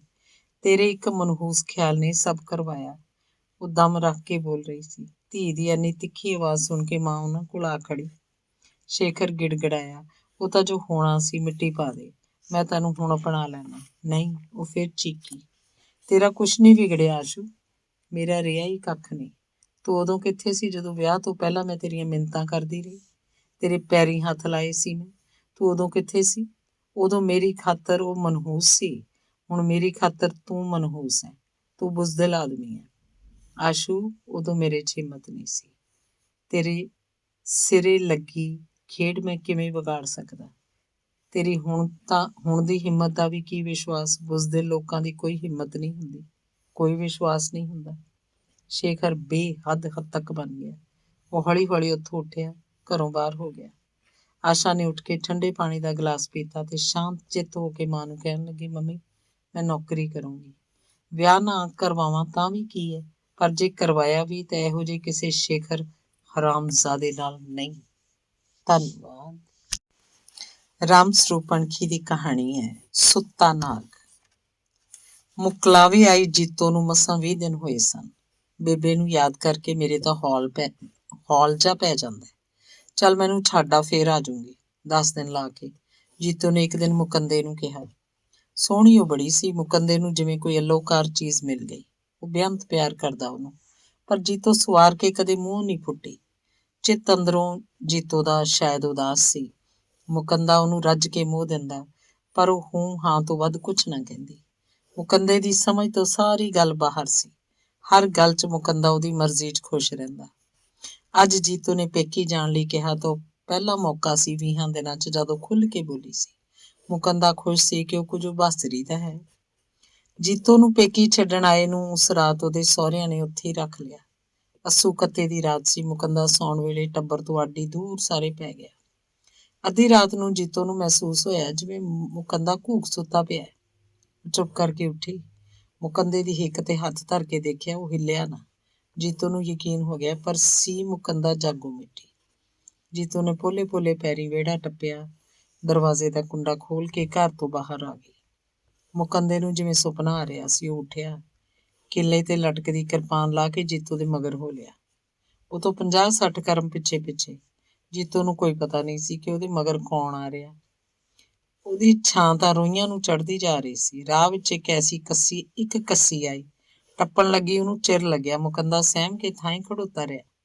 ਫਿਰ ਅੱਗੇ ਜਾ ਕੇ ਉਹ ਉੱਚੀ ਭੜੀ ਆਈ, ਜਿਹਦੀ ਵਾੜ ਤੋਂ ਦੀ ਝੋਟਾ ਨਹੀਂ ਸੀ ਟੱਪ ਸਕਦਾ। ਉਹ ਨੱਕ ਦੀ ਸੇਧ ਤੁਰੀ ਜਾ ਰਹੀ ਸੀ। ਇੰਨੀ ਵੱਡੀ ਵੱਡੀ ਵਾੜ ਵਾਲੀ ਭੜੀ ਟੱਪਣ ਲੱਗੀ ਤਾਂ ਉਹਦੇ ਹੱਥ ਪੈਰ ਛਿੱਲੇ ਗਏ। ਮੁਕੰਦਾ ਉਹਦੇ ਪਿੱਛੇ ਦੇਖੀ ਭਲਾ ਕਿੱਥੇ ਜਾਂਦੀ ਹੈ। ਪਿੰਡ ਤੋਂ ਕੋਹ ਭਰ ਦੂਰ ਜਾ ਕੇ ਇੱਕ ਬਾਗ ਆਇਆ, ਸੰਤਰੇ, ਅਨਾਰ ਤੇ ਅਮਰੂਦਾਂ ਦਾ ਬਾਗ। ਬਾਗ ਦੁਆਲੇ ਬਗਲੀ ਕੰਡਿਆਂ ਦੀ ਤਾਰ ਟੱਪ ਕੇ ਉਹ ਸਿੱਧੀ ਬਾਗ ਅੰਦਰ ਦਾਖਲ ਹੋ ਗਈ। ਮਾਲੀ ਖੇਸਟਾਣੀ ਸੁੱਤਾ ਪਿਆ। ਜੀਤੋ ਨੇ ਜਾਣ ਸਾਰ ਉਹ ਤੋਂ ਖੇਸ ਧੂ ਲਿਆ। ਸ਼ੇਰੂ ਨੂੰ ਜਿਵੇਂ ਕੋਈ ਸ਼ੈ ਆ ਚਿੰਬੜੀ ਹੋਵੇ। ਪਹਿਲਾਂ ਤਾਂ ਉਹ ਡਰ ਗਿਆ, ਪਰ ਜਦ ਅੱਖਾਂ ਮਲ ਕੇ ਦੇਖਿਆ, ਜੀਤੋ ਥੰਮਲੇ ਵਾਂਗ ਉਹਦੇ ਸਾਹਮਣੇ ਗੱਡੀ ਖੜੀ ਸੀ।